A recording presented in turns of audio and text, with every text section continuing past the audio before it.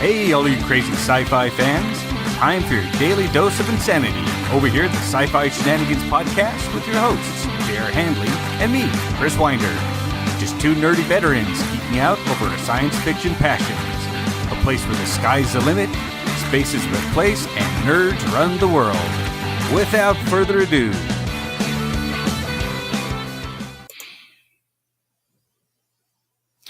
All right. Thank you for coming back to listen to us again. Today we have a special guest for you. Richard Fox is a winner. Yay! And please forgive Chris's voice. He's getting over a cold. Yeah. That's what happens when you work for the school system. Those little germ factories make you sick. Oh, they do. But so today for our guest, we have Richard Fox, who is the winner of the 2017 Dragon Award for Best Military Science Fiction or Fantasy Novel. He's the author of the Ember War Saga, a military science fiction and space opera series, the best combination ever, and other novels in the military history, thriller, and space opera genres. And I'm probably the only person that wants him to write more of those military histories, but hey. He lives in the fabulous Las Vegas with his incredible wife and 3 boys, amazing children, bent on anarchy. Are there any children out there that aren't bent on anarchy? I don't think so. No, I'm pretty sure they're all for it. Yeah. So he graduated from the United States Military Academy at West Point, much to his surprise, and spent 10 years on active duty in the United States Army. He deployed on 2 combat tours to Iraq and received the Combat Action Badge, the Bronze Star, and the Presidential Unit Citation. And he's a pretty friendly guy, so if you want to chat with him on Facebook, his stuff will be in the show notes, and he's very active on his author page. So normally we follow that through with how we met Richard, because it helps sort of humanize him and put a face to a name, as it were. Although we've both agreed that we all have faces for radio, which is why we're doing it this way. So I actually first met or found Richard's books when I was in negotiations with Podium for my audiobooks. And they said, hey, you write military science fiction and you're a veteran. We do other people like that. And here's Richard's books. And so they gave me the first 2 Ember War books, the publisher's pack, to listen to what they could do. And I listened, and they were horrible drug dealers because I got hooked. So the next day, before I knew about Audible subscriptions, I bought all of them. And my wife got the huge bill. And she's like, what the heck are you doing? And then I was talking to Josh about it because I had recently found the KSM, the Keystroke Medium. And he's like, you can get an Audible membership. Like, don't. So, yes, I slept on the couch for 2 days because of you. I know you feel no guilt, but I just want you to know that. And I promise to spend that money foolishly. Outstanding. And like some of the people we've interviewed in the past, he's also been on the Keystroke Medium on YouTube. So if you want to watch him live, keystrokemedium.com's information will be in the show notes. What about you, Chris? How did you first find this guy? Well, when I first started writing, I started with fantasy, and then I tried thriller. Then I decided I wanted to try out military science fiction. So I asked around, who should I read so I can get a taste of the genre? And it was unanimous that it should be Richard Fox. So I haven't been disappointed, and that's why I first heard about him. Outstanding. All right. So the first question, Richard, what do you love about science fiction as a genre? What I love about science fiction is it can be any story you want. And Isaac Asimov said that science fiction can be a mask that you put on any kind of story. Romance, you can have a science fiction romance. You want to do some sort of deep study into the human soul, science fiction, perfect for it. Let's say, is this person, what is it to be alive? Okay, let's have an AI story about what it is to be alive. And that's what's great about science fiction is it's anything you want it to be. There's no real limits on it. And the definition of the genre is wide enough that you can just get whatever story in that you want there. So, and it's a great place to just let your imagination go. I think that's what we get from most of the authors. They say that they love how wide open it is. And especially now that people are mashing science fiction and fantasy, so you can have dragons in space. Entirely possible. Why not? Yeah, why not? I mean who's to say we haven't been everywhere in space? So they did that in Pern. They had the dragons in space. Now I used to, when people ask me what the best part of being a historian, because I got my master's degree in colonial American history, and I used to say that all the math was done for me, and nobody could disagree with me because they were all dead.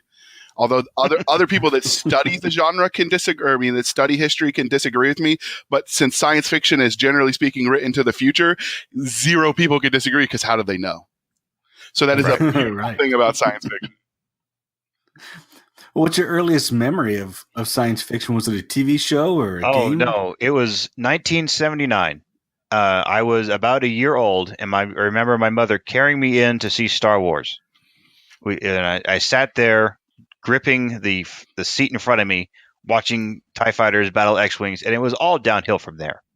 So after that, it was nothing but Darth Vader this, Luke Skywalker that, the Force this, and it was just Star Wars, Star Wars, Star Wars up until this last movie.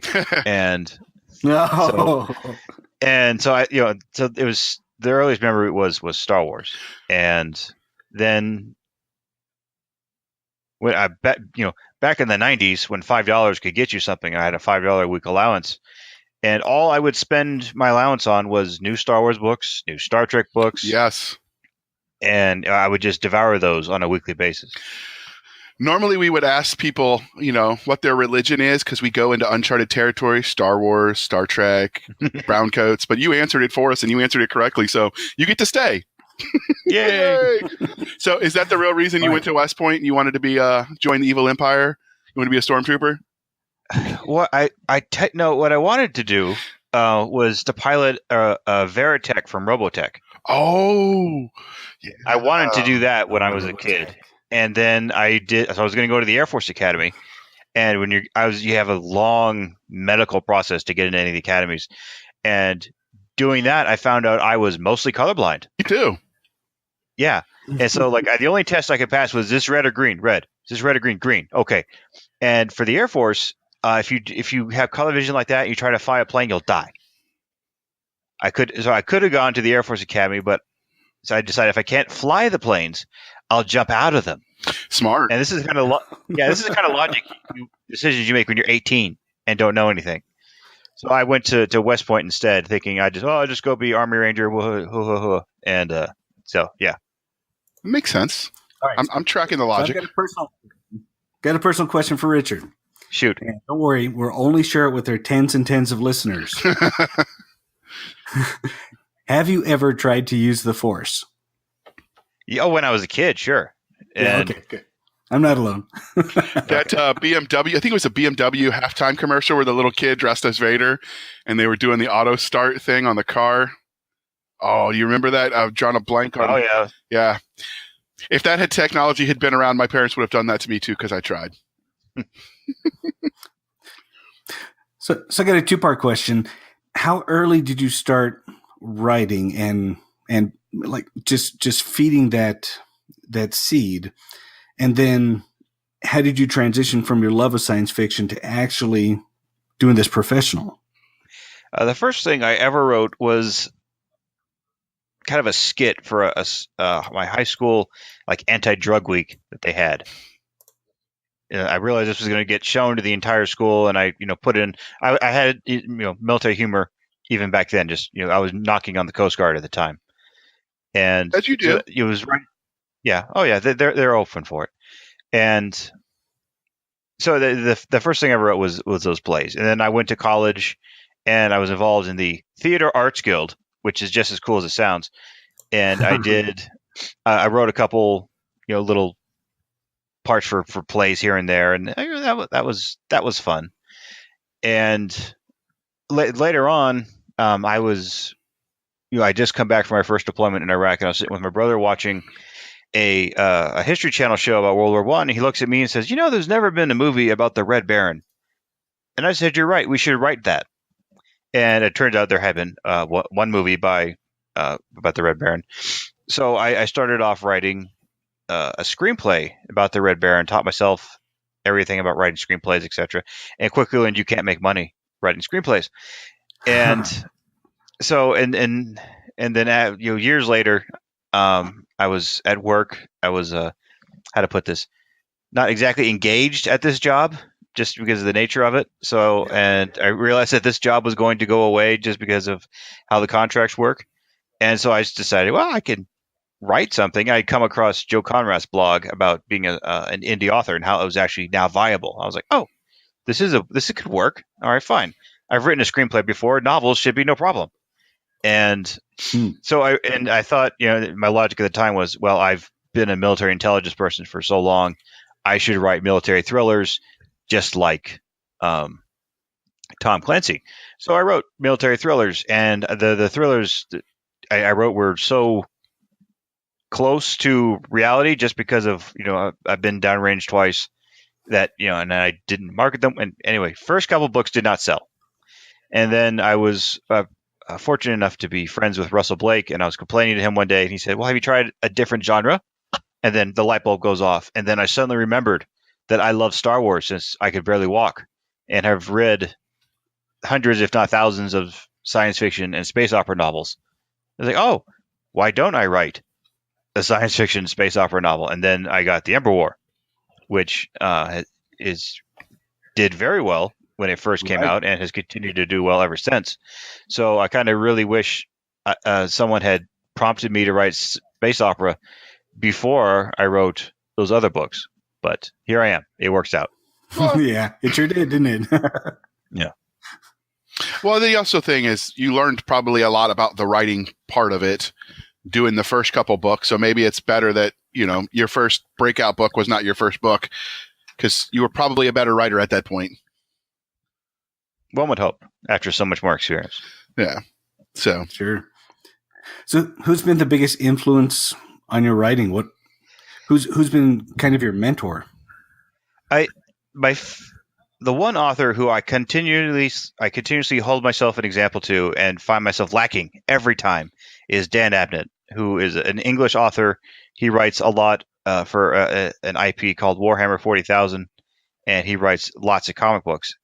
And he wrote a trilogy about a character named Eisenhorn, which I think is the best character arc I've still read. The book came out almost 20 years ago. It's still brilliant. And every time I'm writing, I'm like, I'm not Abnett yet. I've got to keep at this. Eventually I'll catch up to him, maybe in 20 more years. So I keep preparing myself to him. So I would definitely put him as the influence. It's hard to write for those Warhammer 40K books, because those fans they are very picky about their canon. Oh yeah, they know the canon better than anyone, and if you mess it up, they'll let you know. I've talked to a guy at a con he's written Star Trek, Star Wars novels, he's written Warhammer, and then his own fantasy stuff. And I asked him which IP was the hardest to write in, and he said by far the Warhammer stuff, because they're so fanatical. Like even just the shade of color on the pauldron on their armor, and you'll get tons of hate mail. Oh yeah, you have to get that right. It's right. The codex is there. You can go to the page and tell you, no, if that Blood Angel should have a gold border around his pauldron, and you got that mixed up they'll tell you. Although, while I laugh at that, because I'm not the type of reader that gets that judicial about that kind of stuff as far as canon goes. That's just not how I read.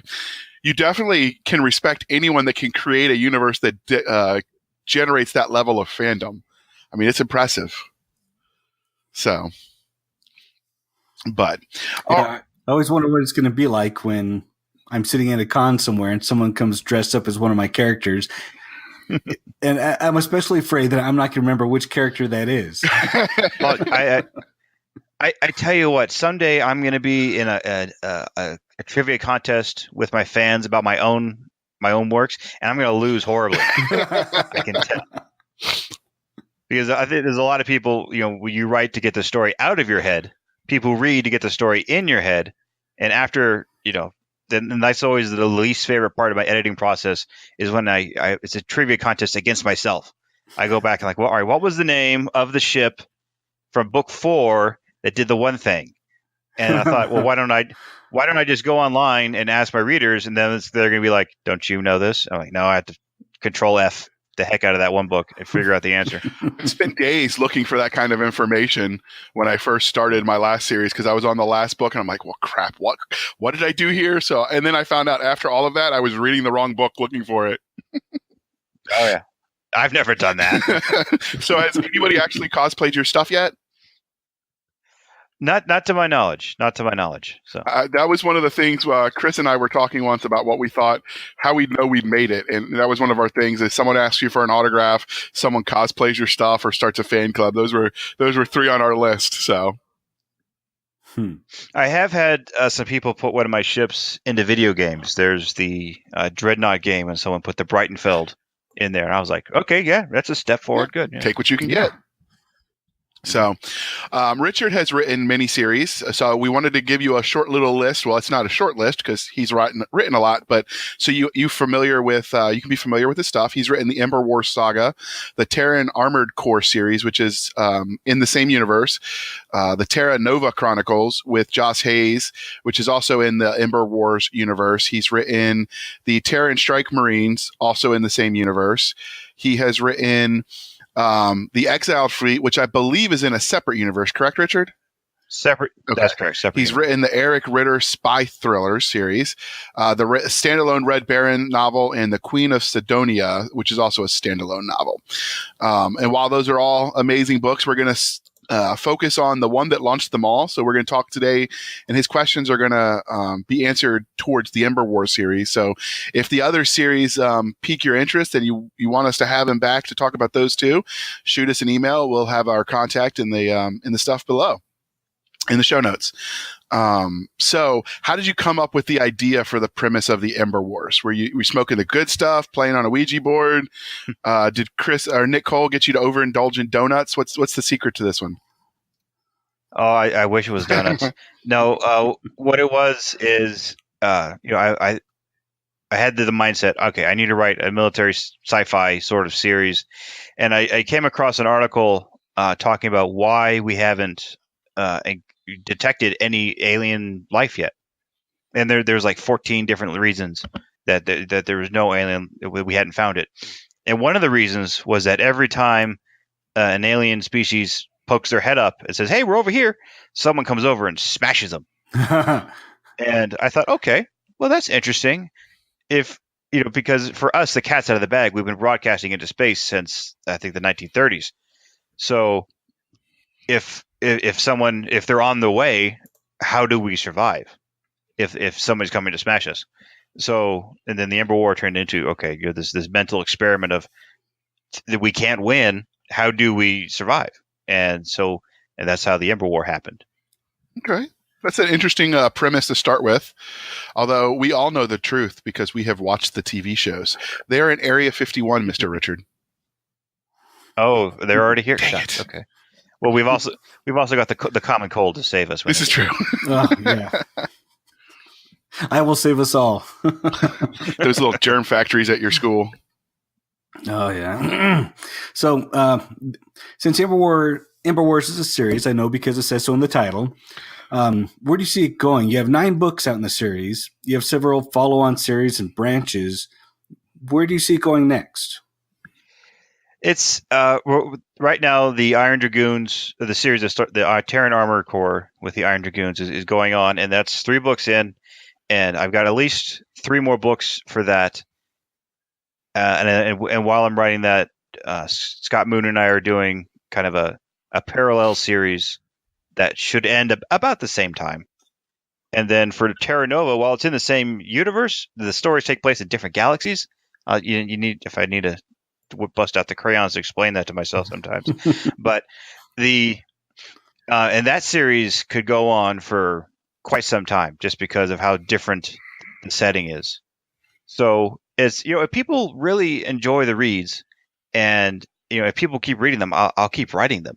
So, Fair enough. While I don't want this to become a 25-year experience like David Weber has with his Honor Harrington books, I think another year or 2 of writing Ember War stories won't get too many complaints, just because people like the universe, people like the technology, people like the characters.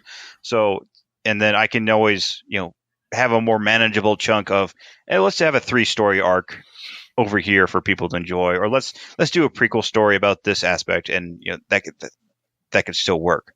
Right. So when you're done with the Emberverse, are you going to go to the Exiled Fleet and write in that world some more, or start something new? It's well, I tell you, I started doing the Exile of Fleet series because I didn't know if people were going to like the Terran Armor Corps books with Iron Dragoons, and I had not a bad problem, but a good problem in that Albion Lost sold really well, and then I did Iron Dragoons, and that sold really well. And it's like, oh, they're both winners. Well, how do I pick? So I started to alternate between the two series, and then Iron Dragoons won the Dragon Award for Best Military Science Fiction Novel, and that series sucked up all the attention. It's like, okay, so now I need to get this done, or it's pretty obvious who the winner is here. And while I would love to just keep writing them back and forth, but all my energy is going to go towards finishing Iron Dragoons, and then I'll come back to Albion Lost, relaunch the series with better covers, and hey, it's 99 cents now. Please remember this one before book 3 comes out. Right. So it's so the Albion Lost is it's different tech, different kind of enemy, and it's very I love the bad guys in it are excellent, and that series is probably going to be 7 to 9 books, and I wish there was like 4 of me who could write all these books right now, but there's just the one. So yeah, unfortunately we can't pause time. Even if we could, we'd never write fast enough for some of these readers. Probably not. No.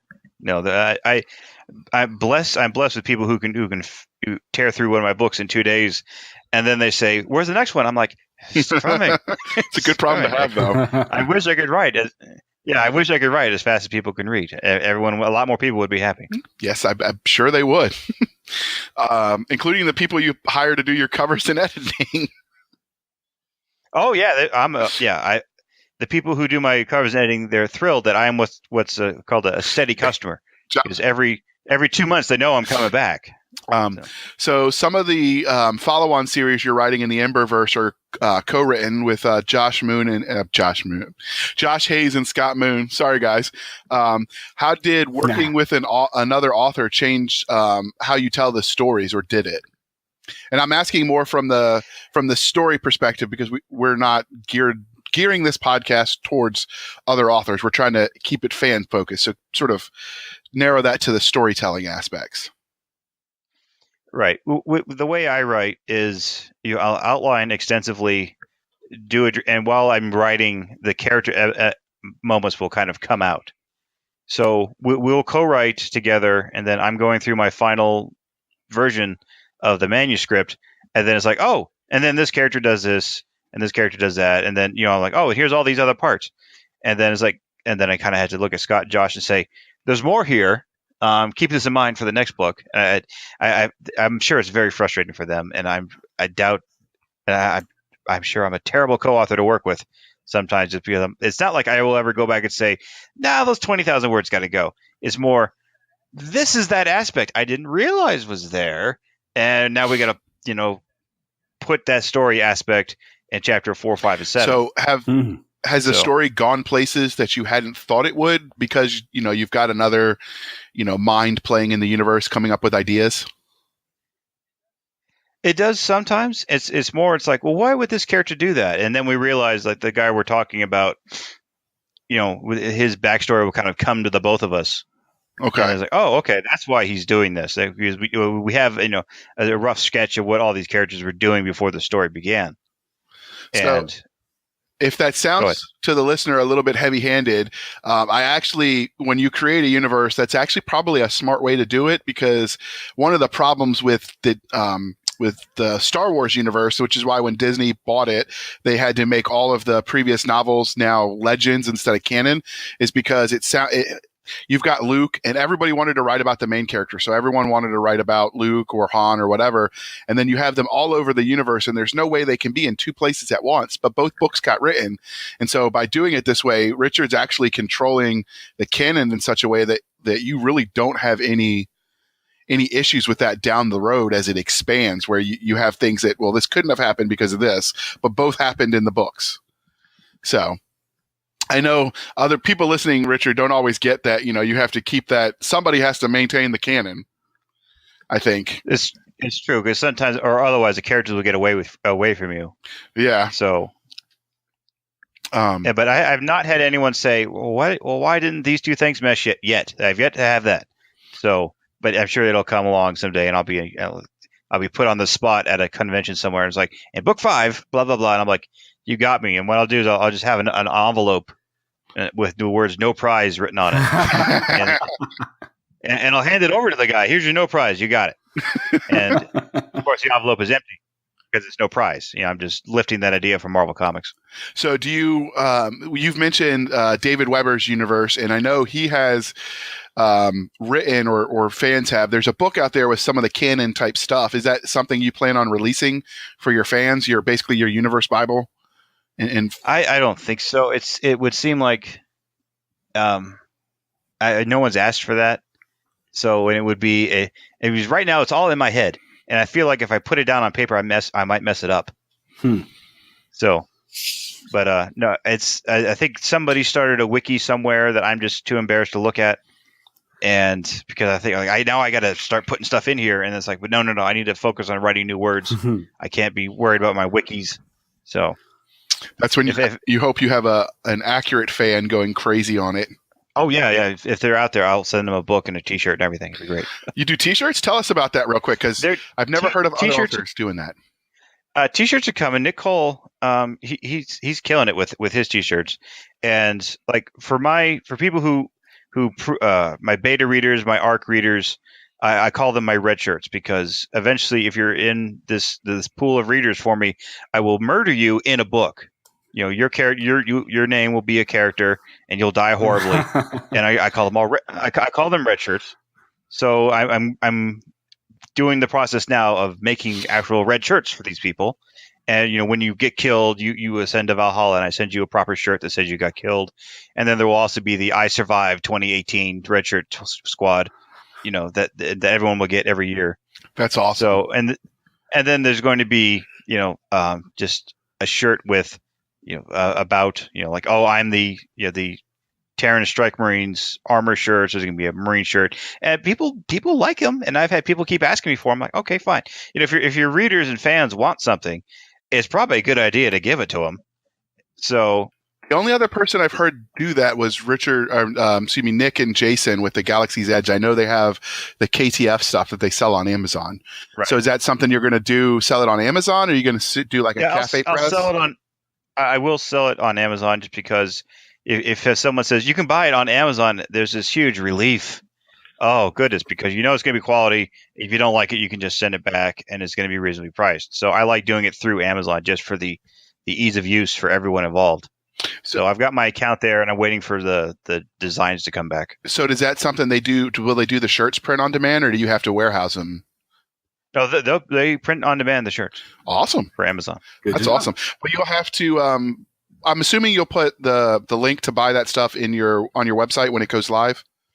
Yeah, it should be live by the end of the month. Awesome. So that will be in the show notes, his website. And then at the end of the month, if you're interested, click the link and hit the buy button.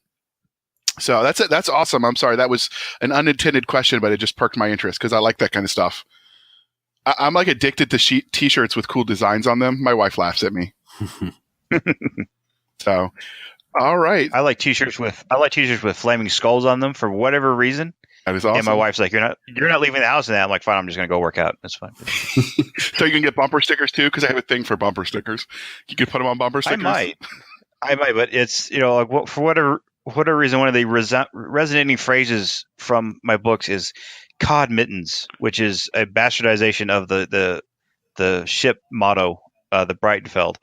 And if you know what cod mittens is, it's like, ha, but otherwise everyone's like, fish don't have hands. They can't wear mittens.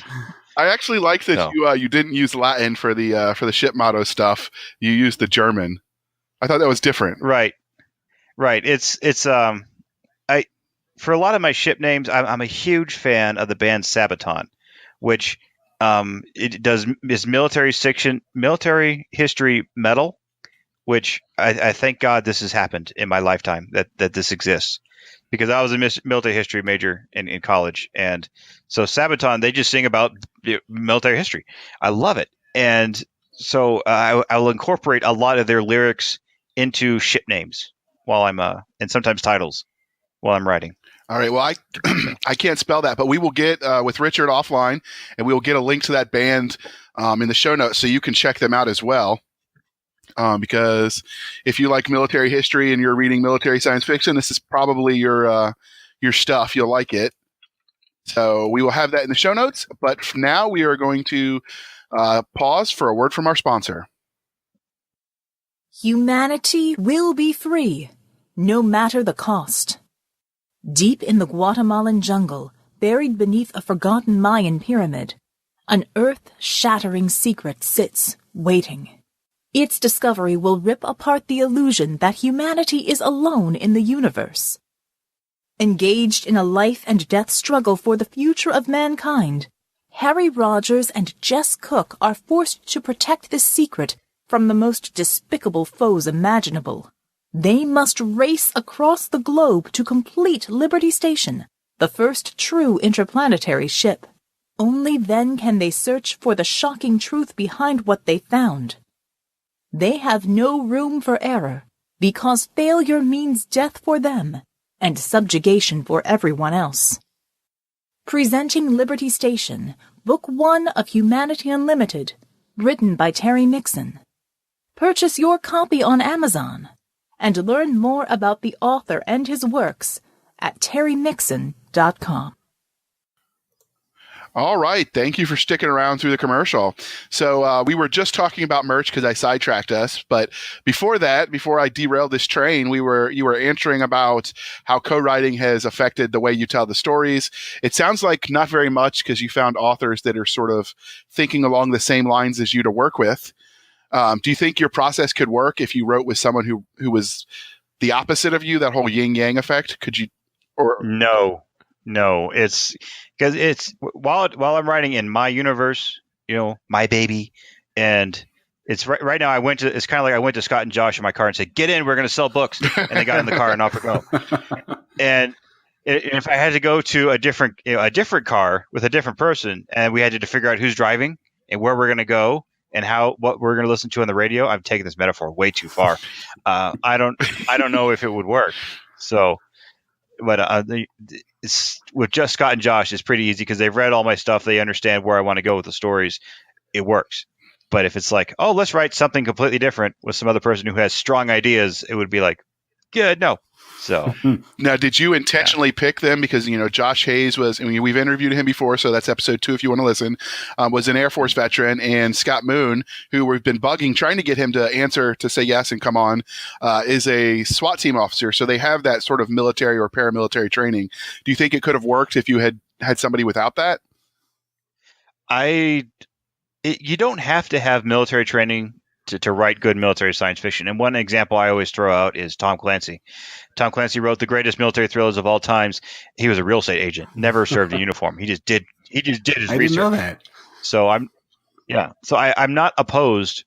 Boy, Tom Clancy, his publicist is amazing. Did you know he's dead? No. He's still putting out books. He's been dead for like 10 years. He's still writing. He's incredible. But wow. Okay. So, the Ouija board. I knew it. What a publicist. So Scott and Josh, I knew that they've read or listened to all of my stuff. So I don't have to explain how the tech works to them. They knew all the lore that's on the page.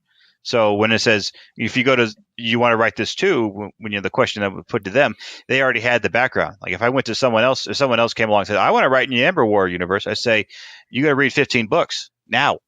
And so it was a lot less of a hurdle to get over to with the two of them. And they're both also great writers, which is a huge help.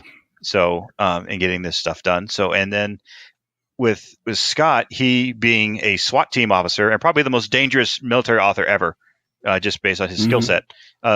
Josh has also have a different skill set, also quite scary. But anyway, so.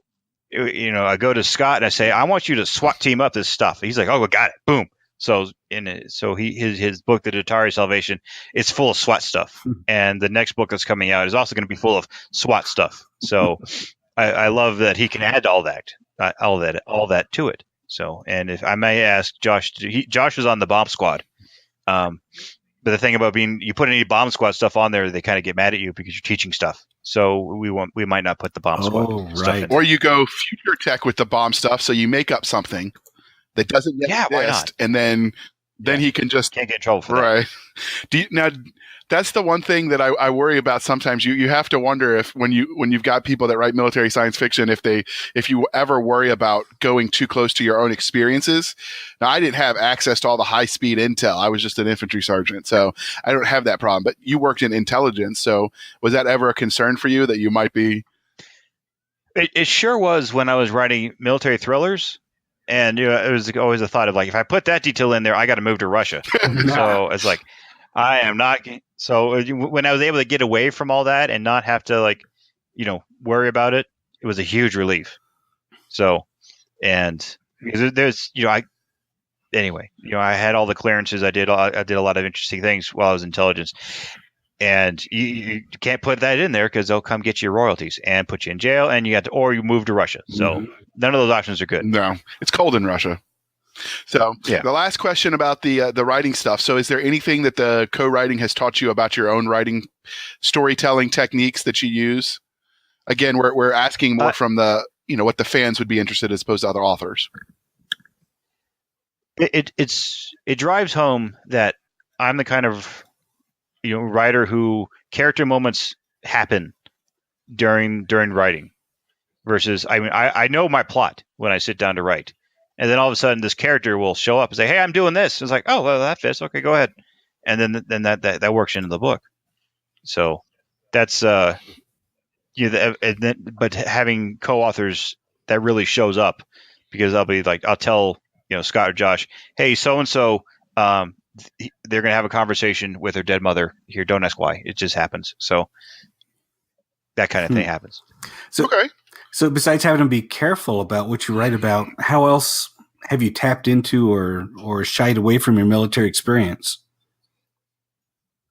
Well, I did 30 months in Iraq, and that gave me a real, good sense of how, the average soldier is during wartime. And if you haven't been downrange, it just sucks all the time, and everything just sucks. And so if you put that in a book, people don't like it because they read to escape what sucks.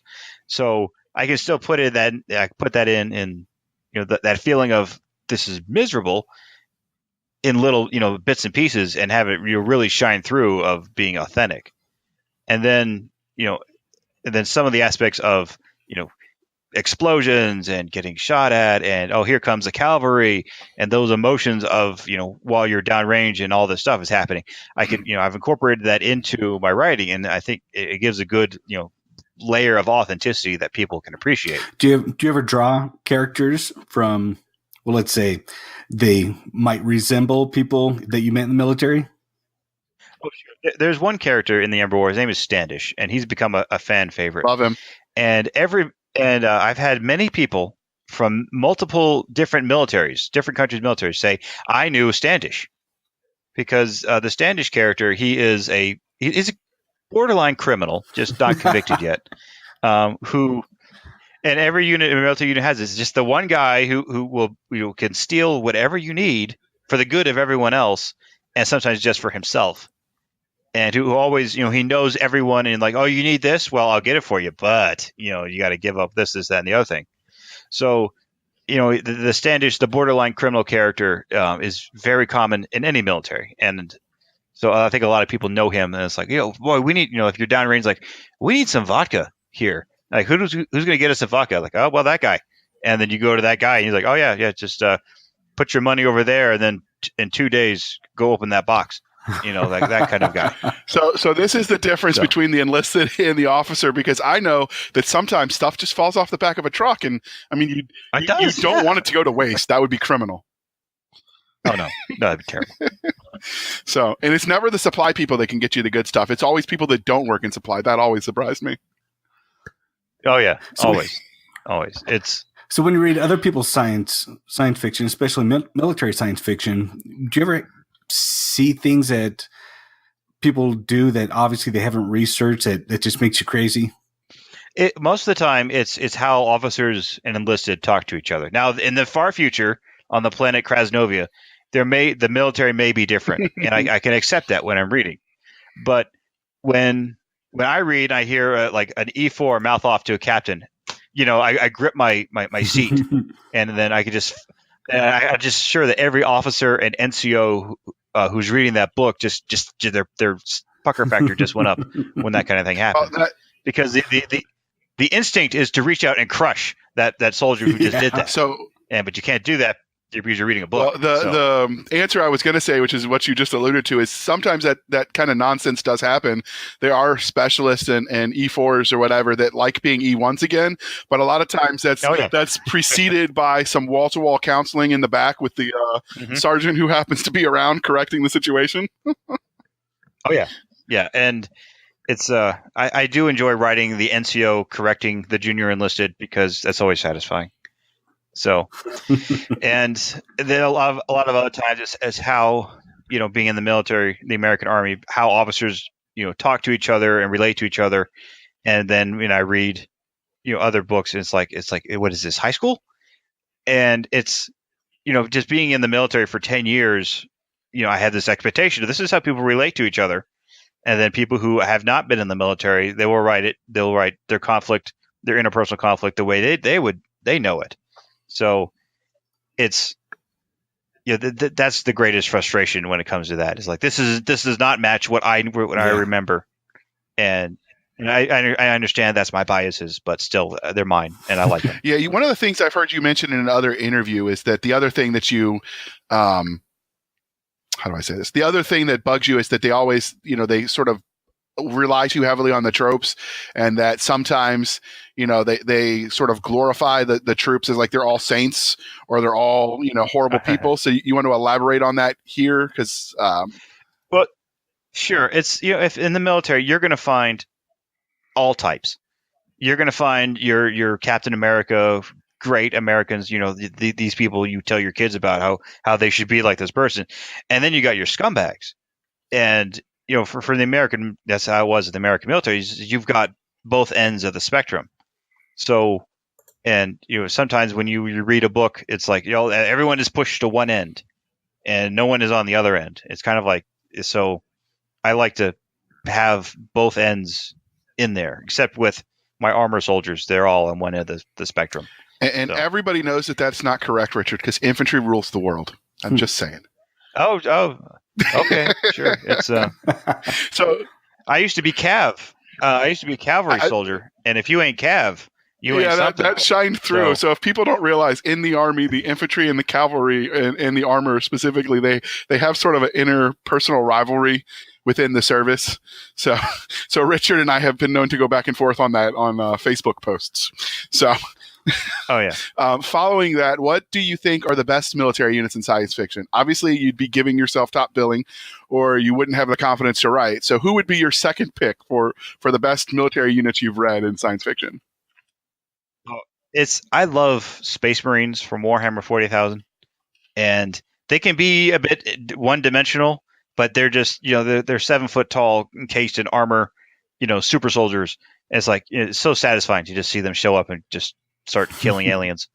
So I do enjoy a good Warhammer 40,000 Space Marine book. Okay. Are there any facts? I'm a Dark Angel. I'm a Dark Angel person through and through. And then no doubt some Space Wolf, puppy who loves them, and they're like, oh, Richard Faction, but no, a Dark Angel. That's what I was getting ready to ask. Do you prefer writing large ship fleet battles or Space Marine fights? I prefer the Space Marine fights just because it's a bit more immediate, and while people love their space battles, for me it's like you're just sitting there on a bridge pushing buttons, and maybe you blow up and maybe you don't. So I prefer the Space Marine combat because you can shoot at people and then sometimes get close and stab them. So that you can vary. Sometimes you shoot the stab hole for extra points. Yeah, why not? Now Marines do that. I don't know if everyone else does. We just shoot them and move on to the next guy. So. There's actually a meme floating around there, around the internets about that somehow. So you write pretty convincing fleet engagements, though. So is there a trick in your head that you do when you're writing those? So do you have like I don't know, sand tables for those that weren't in the military? Basically, it's a 3-dimensional map that you use to plan out wars. Do you do that for your ship or your land engagements, or do you keep it all in your head? I keep it all in my head. And when it comes to the fleet engagements, there has to be some third aspect. Is there the enemy fleet, the good guy fleet, and if you're just in D space, it's boring because you're just slugging it out. So I think what's the maneuver that people are doing against each other? So that's you're just keeping whatever. Like, is there an asteroid field? Is there a planet? Is there something that you can't shoot in the middle of it? So you had to add that third thing to keep the space fights interesting. Okay. For me. So I actually do the sand table approach because it helps me to see it out on in 3 dimensions. So I think it can be fun. So you're at any point in time, do you plan on doing an Emberverse like role playing game RPG? Not especially. I don't know where for like in the Ember War, the series is pretty linear. It's not real easy for anyone to branch off and make their own Strike Marine team. But after the Ember War books and as the story opened up further, it could be entirely possible to have, your Stargate universe sort of, incident where you go through the gate and then there's a planet that always looks like Canada, and then you have your adventure. Yeah. Okay. So your bio mentions that you are the father of several children. So how do you manage to balance the writing, the working, and then having time for your family without pulling out all your hair? It's we just had our third child a little but 17 days ago. Congratulations! And thank you. And the newborns, they're easy. Just eat, poops, and sleep whenever. So basically, they want privates. To. So and then privates, yeah. It's and he's easy. The new one's kind of easy because you put him down, he's not going anywhere. And the other two, they go to school. Thank goodness. So during those hours that they're at school, I'm at the computer, just whacking away on keys. So and then they come home. It's family time. Let's do homework together. Let's play together. Let's do this, that, and everything together. And then I get the kids to bed, and I can get back to the computer and do admin stuff. I can work on my Facebook ads. I can work on my answer email to people. So the less creative tasks just happen at night when the boys are asleep. Okay. So yeah, it's I work when I can work, and then I'm with the family when I can be with the family. Okay. So do your older kids, are they old enough that they're interested in talking about your stories with you? Not yet. They're mostly into watching Disney cartoons right now. So it's like I have my book about the Red Baron. I'm not going to hand it to my kid just yet because they come into my office and they grab my books and like, Daddy, there's no pictures. You're like, I know. The comic book's coming, son, and you can look at the comic book. Oh, is the comic book? Is there a graphic novel in the future? Yes, there is an Ember War graphic novel coming. It should be here this summer. The scripts are done. The preliminary sketches are happening. So how comics get made is a learning experience for me. I'm mostly just like, I'll just sit in the back and it'll let you know if you got something wrong. It's sort of thing with a script. So it's a good learning experience for me right now, getting into that other avenue of publishing. So no, but there will be Ember War comics coming out this summer. So who do you have going behind you? Because you've mentioned that you were colorblind, and I know I've had that problem commissioning covers as a colorblind person myself, where I'm like, I don't see some of the nuance. Is anybody going behind you, or are you just trusting the process? I'm not. I don't approve the art or anything like that. So it's more okay. I'm just looking at the story, saying, no, you need to keep that detail in for this one book, this one issue, because it's going to be real important in issue 5. So okay. Now, is this a separate story based in the universe, or is it going to be? It's the Ember War. It's going to be the whole Ember War saga. Will come out. Outstanding. So that sounds interesting, and you'll have to let us know when it comes out so we can all buy it. So what's that they say? Shut up and take my money already? I'll send you a review copy if you like. Outstanding. So now finally, because we're running up on the hour, I have a question that I added just for you to our template. So your character Standish is extremely entertaining to listen to, at least as he's portrayed by your narrator. I think that's Luke Daniels. Is that your Yes, that's narrator? right. Yes, Luke Daniels. Okay. How did you originally intend for the character to behave? Was he always intended to be how he was? Oh yeah, he was always going to be, the borderline criminal who with a heart of gold sort of character. And I kind of envisioned a young Steve Zahn, Okay. who's like the perpetual sidekick in a lot of movies. So I kept him in mind, and then the take that Luke Daniels did on him with the kind of I want to say Fonzie Yeah. sort of accent. Like, okay, yeah, that works. Yeah, because you hear Standish talking, it's Standish. So good job, Luke Daniels. I'm proud. That was I've enjoyed that character listening to him. And if you haven't listened to his Luke Daniels interview on the Keystroke Medium, I will list it in the show notes. But he actually does some funny bits with the Standish character where he sort of ad-libs some funny scenes that he just makes up with that character. Mm-hmm. Did you watch that interview? I did, and I did that, and then later on, Luke Daniels was doing a reading from one of the books, and he asked me to just like do some dialogue spot on between Standish and another character named Steuben. And I was like, oh gosh, perform on the spot. And I did something, and it was a joke that came through. And I think it's a joke you don't realize while you're reading it, but when you say it out loud, everyone who's hearing it understands the joke. So it's a play on a name. So I think I might have embarrassed Luke Daniels when I did that, and I apologize if I did so. But anyway. All right. Well, enough shameless plugging. What are you reading in the genre? I have been reading Galaxy's Edge books recently for reasons that JR understands, and. Oh yeah, and so it's just I've been reading those books for a reason that we made perfectly clear pretty soon. Same with JR. You heard your interview with Nick Cole yesterday. As a military intelligence person, I'm like, we're just tell us, okay? Because everyone can figure it out. But we're not telling anyone yet. So. That's all Nick, and I got a funny message from Jason about that. Yeah, I'm like I can't control him. He's like a dog off the chain.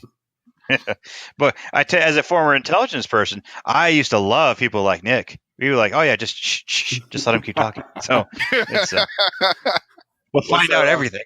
Loose lips sink ships. Yeah, they do. And sometimes they get you a tomahawk straight to your house. But anyway. So we're sorry for all of you who will soon be mourning the loss of Nick Cole. Moment of silence.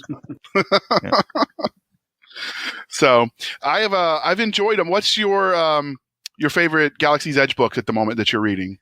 Yeah, that first one was really good. Mostly because it's like I could get into the story. It's like, okay, Legionnaires, hostile world, on the run. Okay, great. There's tension everywhere. I love it. So that first one was really good. Well, how far in? I've gotten through the third one, and there was some. Yeah, I got through the third one, and then after that, I was like, okay, I've got everything I need now for the thing. I'm not going to stay through the third book. So now I'm concentrating on that other one. So, and then Dan Abnett has a new Eisenhorn book coming out in 5 days. So I've only been waiting years for that, but. So when that new Eisenhorn Magos book comes out, I will be reading the heck out of that in 5 days. Okay. I will say that I love the covers they do for those Space Marine, for the Warhammer books. I don't know. Good. They're all, you could just, even if you didn't like the books, you could just drool over the visceral imagery on those covers. Mm-hmm. If you haven't checked those book covers out, people, you need to mosey on over to Amazon and just, type in Warhammer 40K and just start looking at those images. My goodness. Yeah. Or go to blacklibrary.com. Blacklibrary.com. I'll put that in the show notes. Yep. Is that the Warhammer specific? That is. Yeah, the Warhammer, that IP has their own online store, which is probably why more people don't know about them, because they finally started putting Black Library books on Amazon for $15 a pop, which for readers it's like $15 for an ebook. What am I, Scrooge McDuck over here? So it's I think that's kind of hurting their exposure.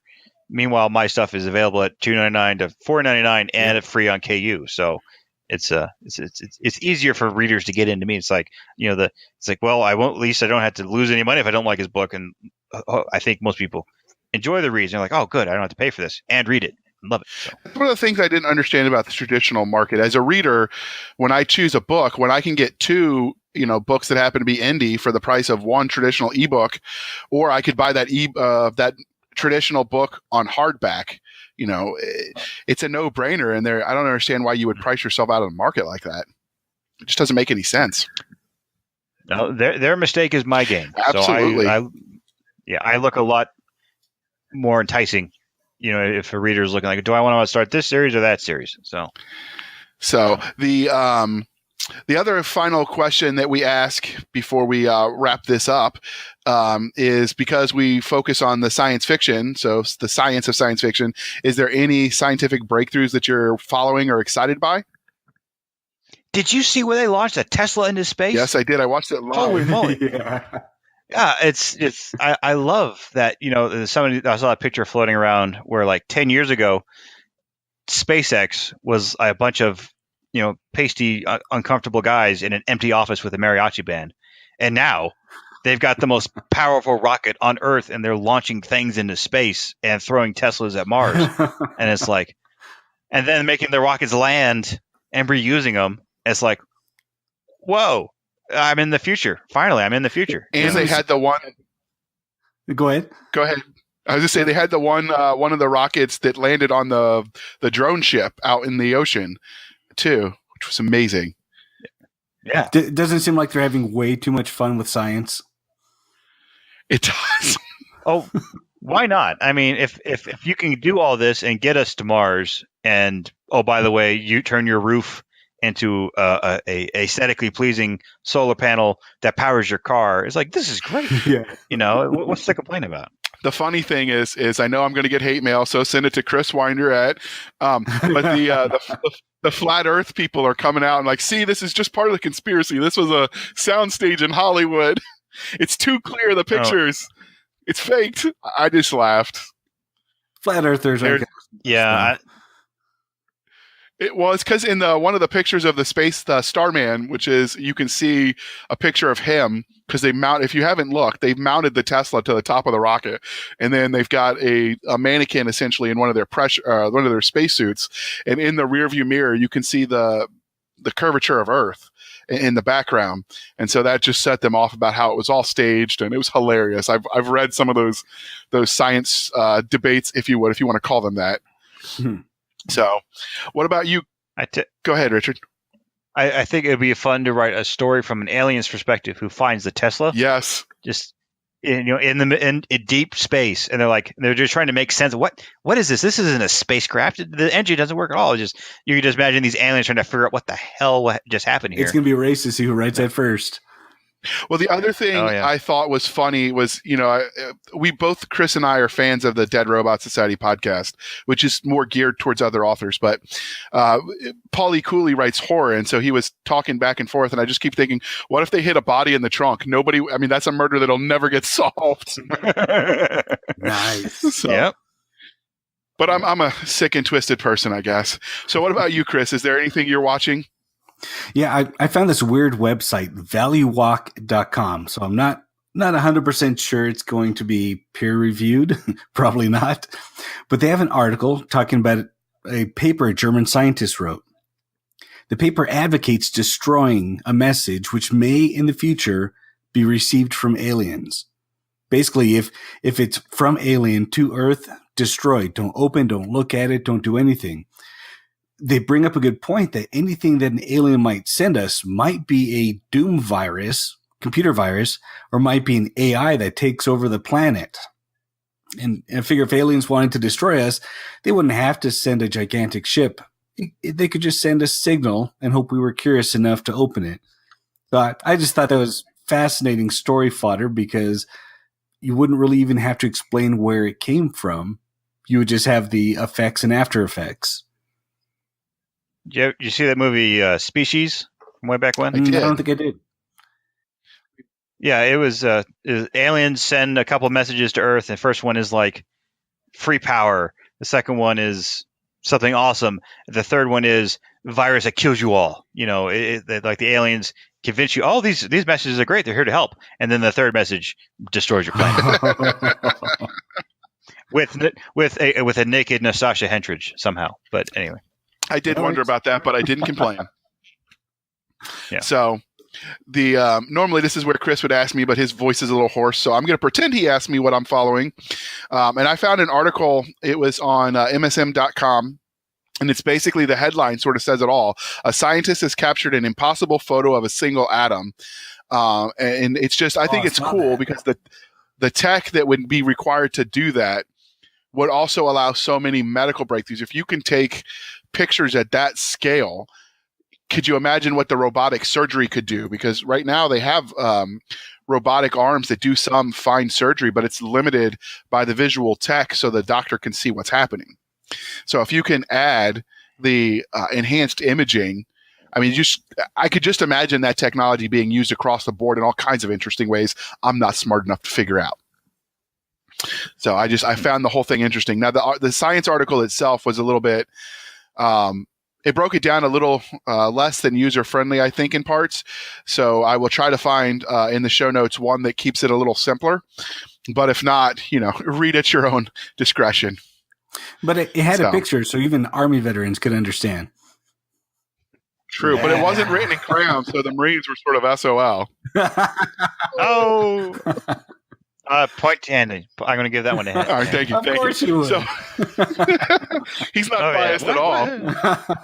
No. So where can listeners find you, Richard? And again, all of his contact will be in the show notes. If you want to read my books, go to Amazon and type in Richard Fox, and you'll see the Ember War books and other novels come right up. If you are on Facebook, type in Richard Fox author, and you can come to my author page. Is always a party there, and you can get snippets from future books, pictures of the comic book that's coming in, and my thoughts on science fiction that I've seen. So outstanding. And we do plan on trying to twist his arm and find some incriminating evidence so he'll say yes, because we do want to have him come back and talk about the exiled fleet. That does sound interesting, but we tried to keep today focused on just the Emberverse. So look for that sometime in the distant future whenever he has a free day. And what about us, Chris? Where can they find us? Our website is www.sfshenanigans.com. Our Twitter is at SFS, that's Sierra Foxtrot Sierra _show. And our email is podcast@sfshenanigans.com. Thank you for spending some of your precious time with us. For Chris Winder, I'm J.R. Hanley, and this was the Sci-Fi Shenanigans Podcast. We'll be back next week at the same time, where we'll indulge our love of space and all things that go boom.